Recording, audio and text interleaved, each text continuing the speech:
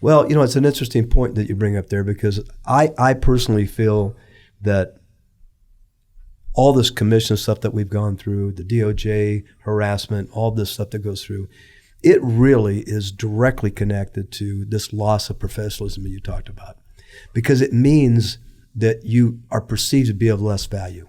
Correct. And as you are, then they expect to pay less. Correct. And the world expects less of you. And then when, you think about when the clients in general are going to open houses, and instead of 8 out of 10 open houses, they meet someone that looks pretty professional. They seem to be playing the game by the rules, so to speak. And instead, they're seeing 2 that do and 8 that don't. 8 define the industry. Correct.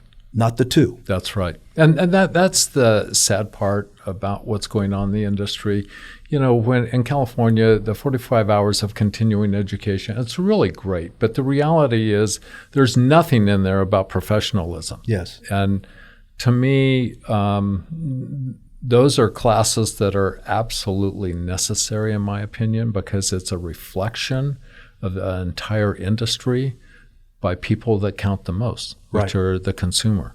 Well, the danger report that NAR did, whatever it was, 7-8 years ago, was interesting because, the term agent-centric company became pretty standard terminology 15, 18, 20 years ago, something like that.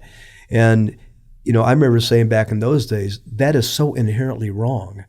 It would be like saying, I'm building a restaurant and I want to please the waiter.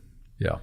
Well, the waiter doesn't pay your bill, Correct. So this agent-centric company, and the whole industry has become an agent-centric company. I mean, let's face it, and it's no disrespect to anybody, but the industry needs a public-facing brand. And the only way that's ever going to happen is that for the people within your organization to say, we are better off individually if we can be better off as a whole. Correct. And, I get it. And that loss of public-facing brand value has been devastating to this industry. San Fernando Valley's got 10,000 agents. So this idea that you can have 10,000 thriving brands is insane. It is. It is. But I also get the idea that it's really the agent anymore that is bringing in the consumer. I believe over 70% of business is being done by sphere of influence. At least. Yeah. And so as a result of that, if it's coming from people that the agents know or who know the agent, right.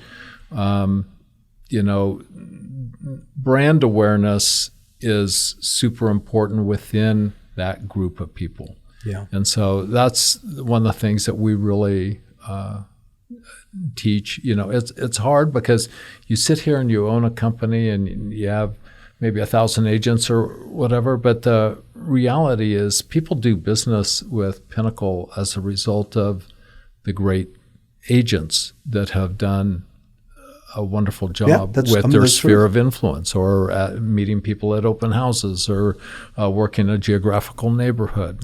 It's true, but at the same time, I can tell you that when I started at Forrest Olson Company, I looked 13 years old, and it was lucky that and yet I could go into a house in those days, and the fact that I was associated with that company was huge. Sure. It was huge for me. Yeah. To be able to do business. It overcame a lot of their brand value, became valuable to me. So, and I made a lot of money in the 70s. Do you think that's still going on? No.